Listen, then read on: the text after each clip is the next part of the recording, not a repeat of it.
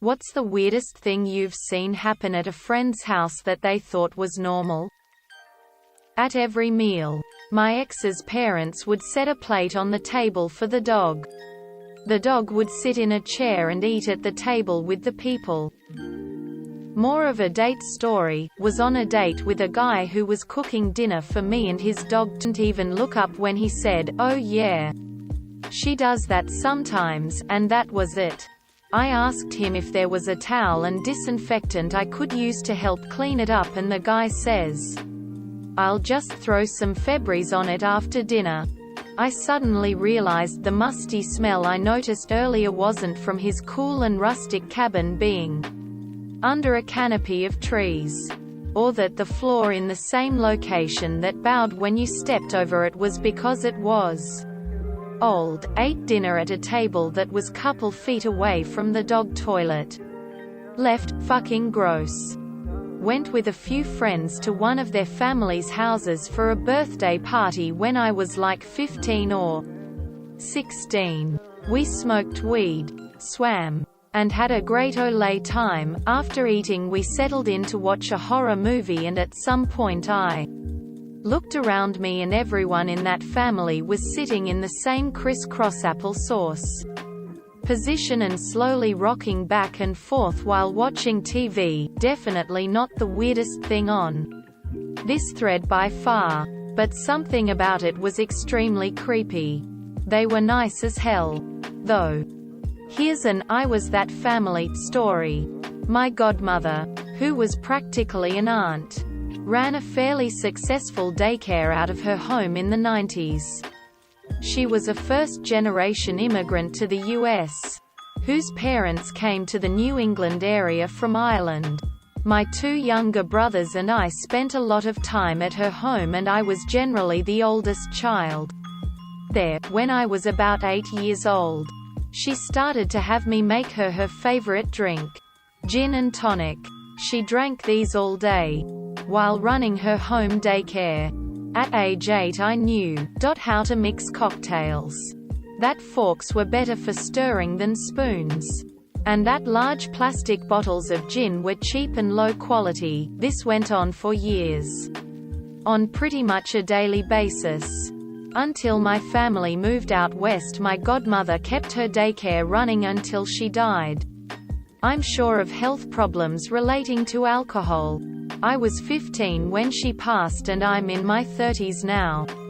I honestly went most of my life thinking nothing of it until I became a father a couple of years ago. At which point I was like, how the fuck did anyone let her have a daycare? Side note, I drink but would consider myself an average drinker, if not below average. With that being said, I could never stomach the thought of gin and didn't try gin until I was 30.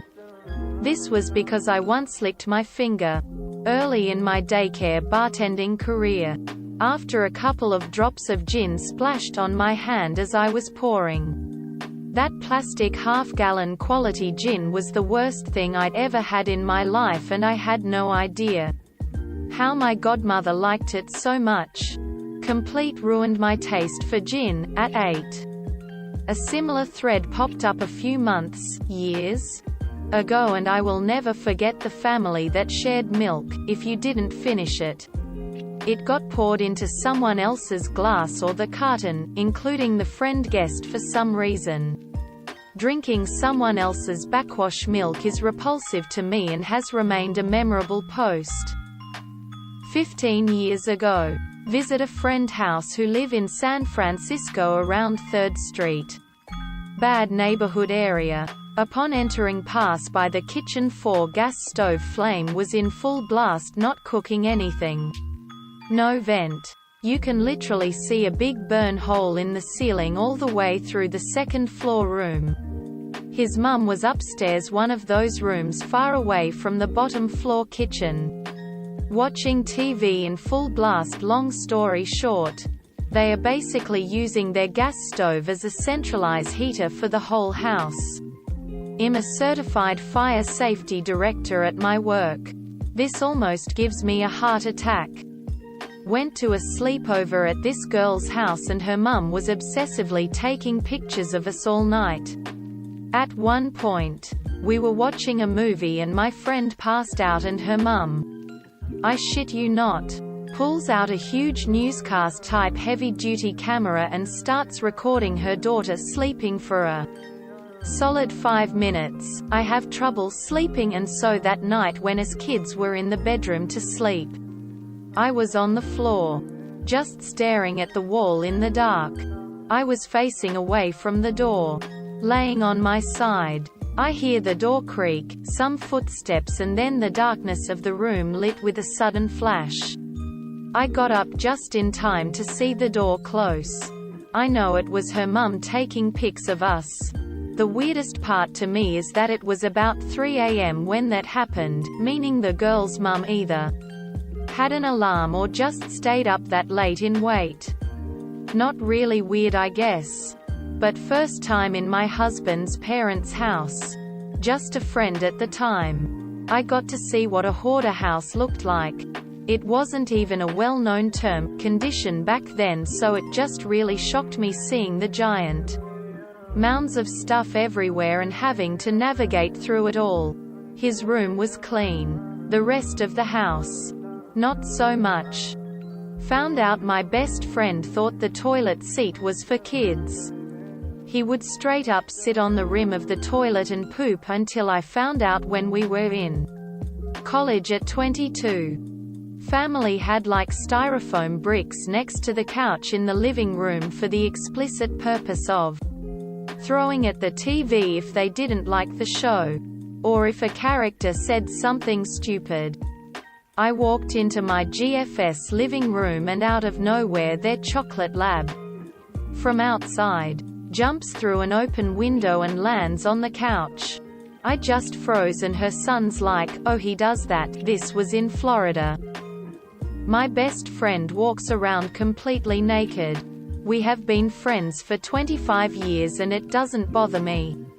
I'm used to it. But it gets weird when she invites me, my husband and toddlers over for dinner. Hey girl, your house, your rules. But since husband and kids are coming, can you put some clothes on? Sure. No problem. Quote, don't worry about the bed bugs, they don't hurt that much. I had a friend in HS. We're still friends today actually. His mum was a hoarder. There were little pathways throughout the house, but it was filled, from floor to ceiling, with junk. In the hallway to the bedrooms, she had stacked every newspaper she ever got. They were tied up in bundles. When you walked in that hallway, he would caution to not touch the papers because if a row fell, it would take a couple hours to dig yourself out. My family were very comfortable and my mum always babysat lots of kids from around the neighborhood. Basically her place was just where the kids hung out. Once there was an emergency with my dad and my mum really needed somebody to watch me overnight, and I wound up with one of the families that she babysat for. They were really nice people and I was close friends with their kids, obviously because they were at my house every day. It was a new experience though. This was the first time I'd ever seen people living in real poverty.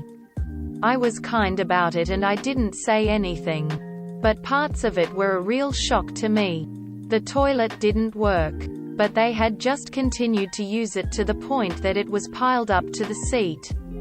We had to unscrew the light bulb to turn off the lights because the switch would shock you if you touched it. I felt really bad for them. It was just a real eye-opener for me as a kid, and it gave me a much better understanding of exactly why my mum babysat and fed all those kids. So when my dad died, my mum remarried and had 2 kids. I was moved into the basement. Unfinished basement. I didn't think anything of it since I was 10. I had a sheet blocking my area from the laundry area. It had bare concrete walls, wood beams and piping across the ceiling and cement flooring. Used a heater and dehumidifier cause it was cold and humid. When I used the heater, my parents would make my sheeted area around my bed so it would heat up the space quicker. Parents didn't allow any of my friends over, and my brother and sister weren't allowed in my room. Distant family members also never stayed over, and when we had family gathering, I was told to go into the guest room instead of my room while they were there. I thought, cool. I have a huge room and no one can mess it up. My family would go on vacations yearly without me from when I was 12 till I was 18. I was the dog and house watcher. During one of those vacations when I was 17, I invited a friend come over. They pointed out how fucked up it was that there were bedrooms fully furnished with TVs for my brother and sister, a guest room fully furnished as well with a TV, and how I was in the basement with sheets for walls and bathroom mats on the floor. I completely dismissed it cause it was normal to me. It wasn't till I was 20 that I found out that the family trips that I didn't go on were paid for with money that I was getting from my dad passing away. I'm sure I got some of the money in food and clothes and whatever I needed. But it's got me pretty fucked up cause my brother and sister don't have any memory of it, and when I talk about it they always back my parents by saying we were raised right and I opted out of vacations. They also thought the guest room was my room. Add-on. I just wanted to thank everyone for being so kind and welcoming with your thoughts. There is a lot, and this whole day has been way more emotional than I could have ever expected. I'm trying my best to get back to everyone, and if I miss you, it was an honest mistake. Again. Thank you everyone. Loudly crying, loudly crying, loudly crying. You all deserve the world. Also, if any of you need someone to talk to, my door is always open. After a ton of messages hounding me to add an Amazon wishlist, here it is. I added a bunch of expensive stuff that I really do hope no one buys. Its list is stuff I'm hoping to buy myself in the future. https www.amazon.com/hz/wishlist/ls/2q9dspa13gj9 ref_equals wl_share.